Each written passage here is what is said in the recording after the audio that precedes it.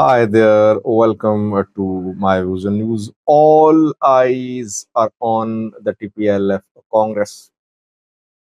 People of Tigray, Tigray and diaspora, even federal government, all watching closely. Question is, what are likely scenarios? What will happen? What is the likely development in terms of TPLF, Prosperity Party relations, in terms of future status of TPLF? What will federal government do? What will Gitacho government do? I think that there are three likely scenarios which could unfold in coming months. Let's analyze these scenarios one by one.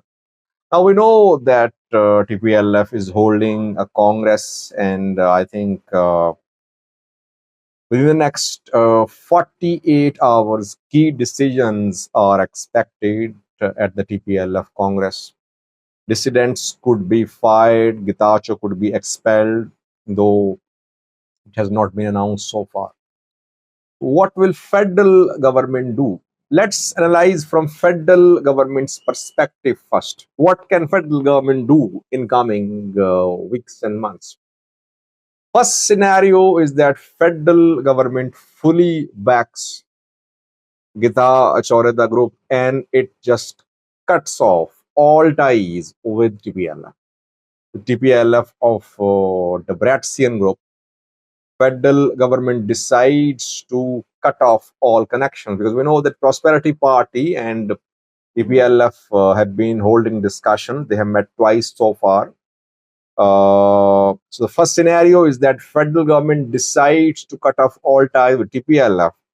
It fully backs Gitacho group. It cancels the registration certificate issued to TPLF a few days ago, issued by NEBE, Election Board of Ethiopia. Instead, it entertains an application, a likely application from Gitacho group for registration as TPLF. And if TPLF makes any military moves, federal government with the support of Tigray government would take action on TPLF. This is first scenario, uh, extreme scenario. I think will federal government go for this option? Now, which other options does federal government have? Second option is that federal government continues its engagements with TPLF. It does not fully back Gitacho Group. It does not want Gitacho Group to file a case for registration as TPLF. TPLF Prosperity Party talks continue, and the issue is resolved between TPLF and Prosperity Party, and Gitacho Group is not given full backing. Federal government shows patience and it resolves the issue through dialogue with the TPLF. This is second scenario. Third scenario, very interesting scenario, I think, is that federal government talks to both the parties. It stays in touch with TPLF of the Bratzian group. It's already backing Gitacho group as well.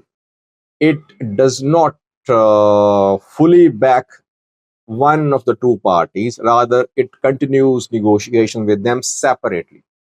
And it uses Gitacho group as a pressure group.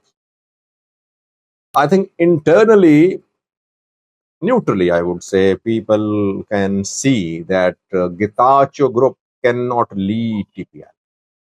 If Gitacho group is given recognition as TPLF, I don't think it would be easy for this group to exercise its authority to use its status in Tigray as TPLF. That is going to be very difficult for that. Though Gitacho group, his supporters would like this type of recognition from federal government.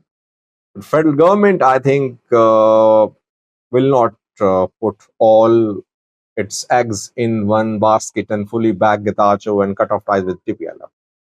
Third scenario, I think, is that Gitacho group is only used as a pressure group. pressure group to put pressure upon the TPLF so that TPLF does not cross red lines.